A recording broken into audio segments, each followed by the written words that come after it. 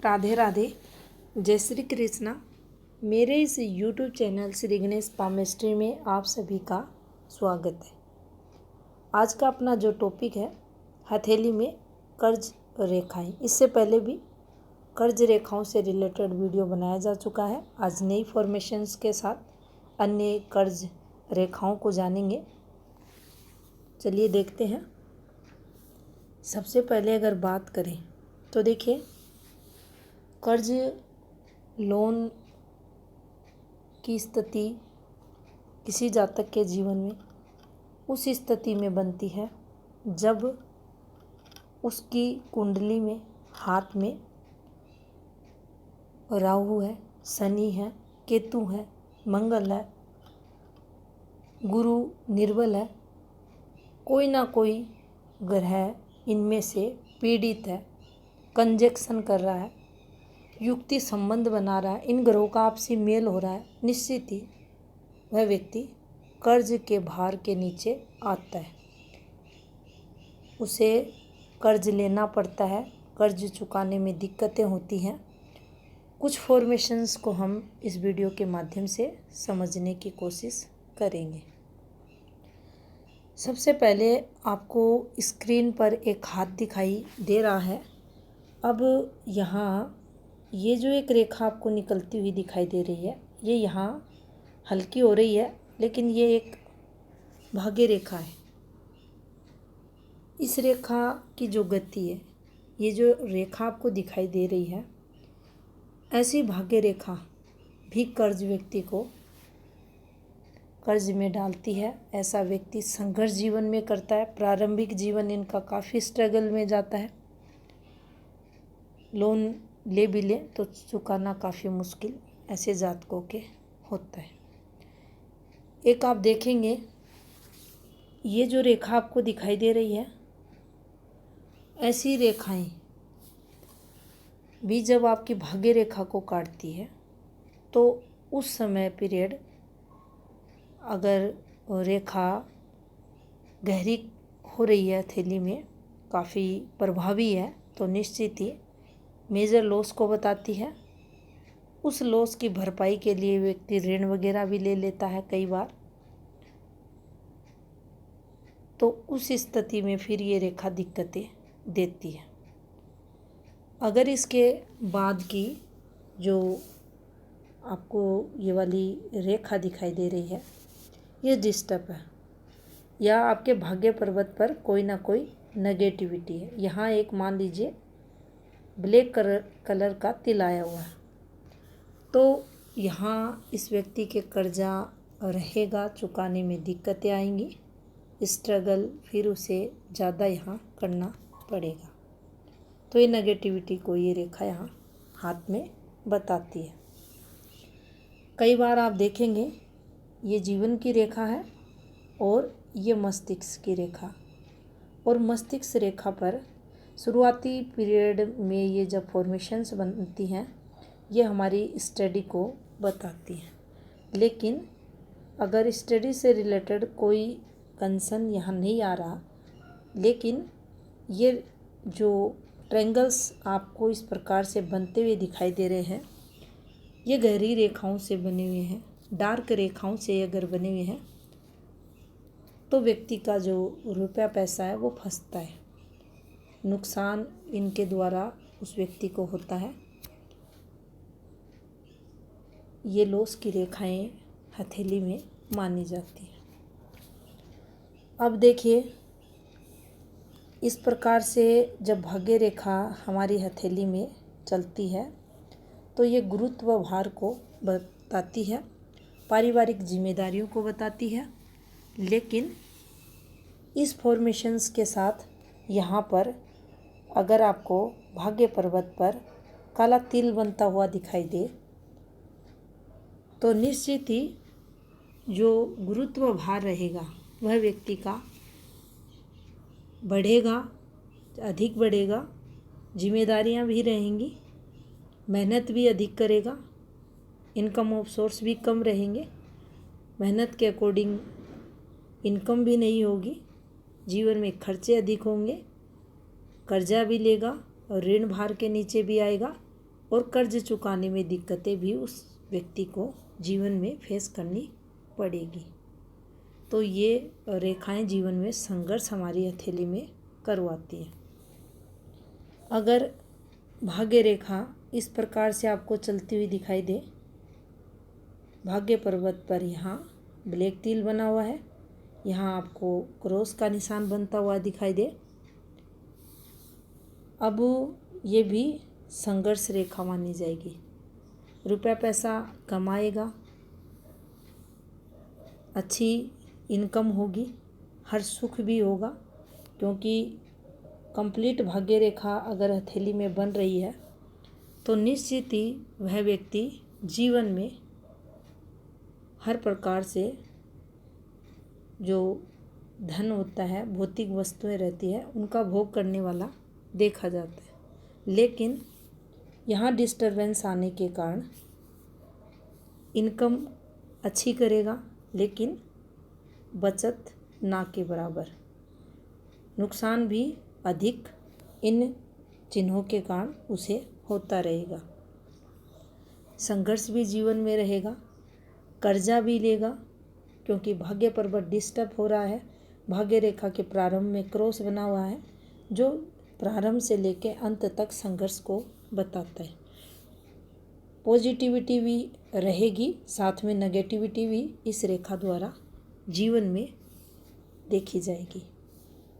अब देखिए, एक और फॉर्मेशन को समझने की कोशिश करते हैं।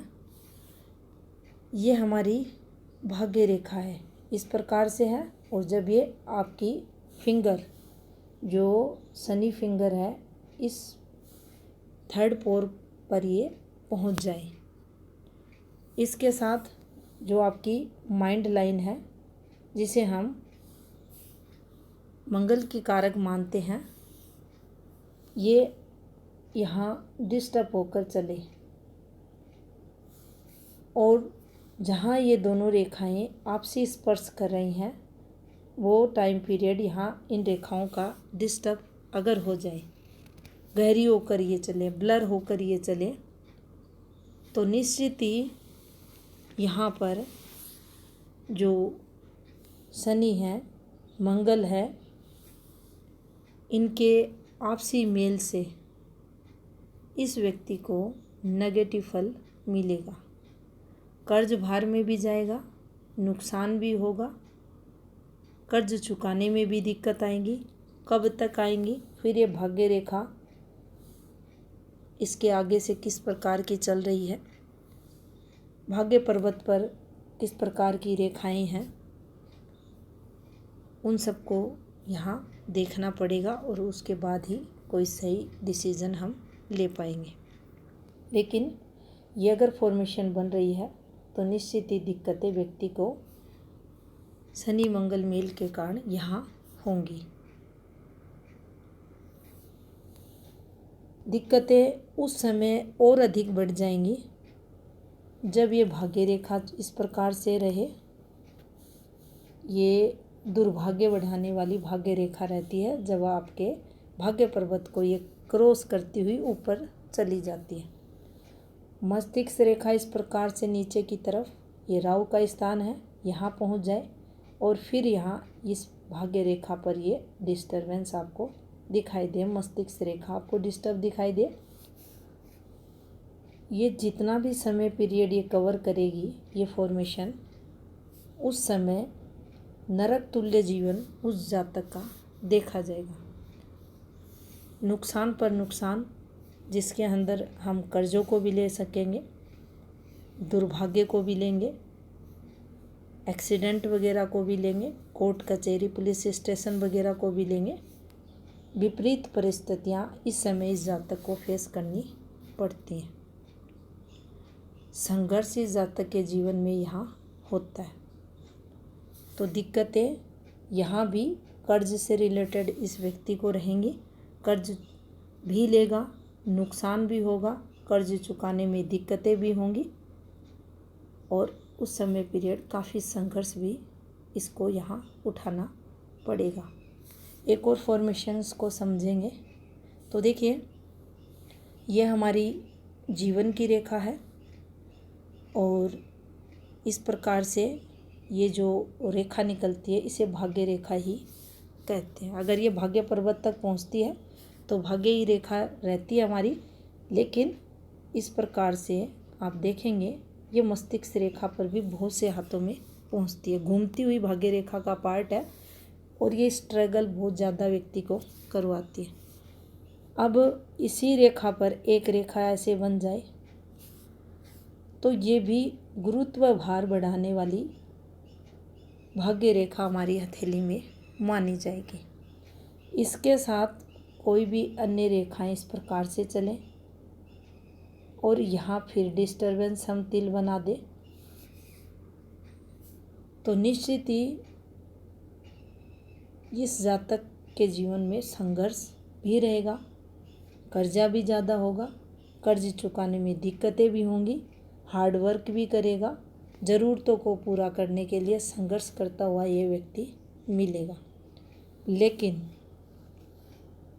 जब तक ये रेखा घूम कर चलेगी, अब ये यहीं नहीं, किसी के हाथ में ये ऐसे भी चल सकती है, ये इस प्रकार से और ऊपर भी जा सकती है। तो जब तक ये घूम कर चलेगी बार बार कर्जा लेगा,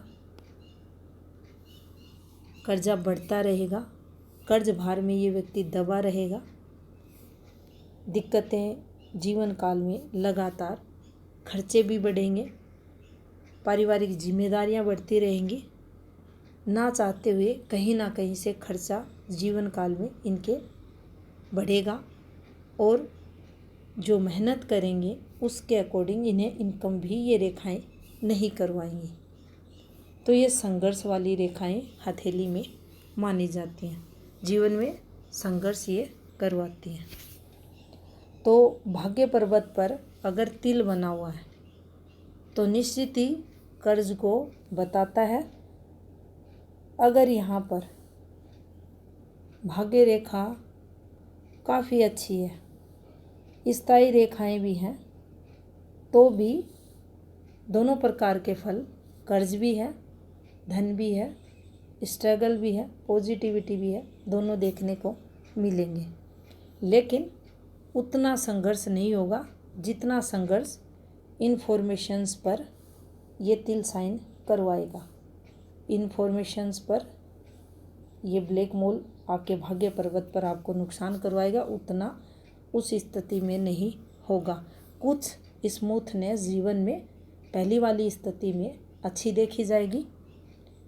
अगर अन्य नेगेटिव साइन भी भाग्य रेखा पर है, भाग्य रेखा चलते चलते गहरी हो रही है, टूट कर चल रही है, घूमती हुई चल रही है, या गहरी राहु रेखाओं द्वारा कट लगे हुए हैं और साथ में ये बना हुआ है ब्लैक मोल यहाँ आपके भाग्य पर्वत पर, तो निश्चित ही कर्जा अधिक व्यक्ति लेगा, नुकसान उसे होता रहेगा। और इस फॉर्मेशंस के साथ ये मान लीजिए काफ़ी हाथों में देखेंगे आप ये वाली फॉर्मेशन एक के बाद एक, और यहाँ ये बना हुआ है, यहाँ ये तिल बना हुआ है, यहाँ ये बना हुआ है, और भाग्य रेखा भी उतनी स्ट्रॉन्ग हथेली में नहीं है, तो दिक्कतें ज़्यादा बढ़ी हुई देखी जाएंगी, खर्चा जीवन में ज़्यादा रहेगा, इनकम तो होगी लेकिन रुपया पैसा फंसता हुआ, अगर किसी को उधार भी देगा तो वापस नहीं आएगा, कर्ज भी लेगा और कर्ज भार इसके जीवन काल में बढ़ा हुआ भी देखा जाएगा। तो ये थी इन्फॉर्मेशन हथेली में कर्ज रेखाओं से संबंधित। धन्यवाद।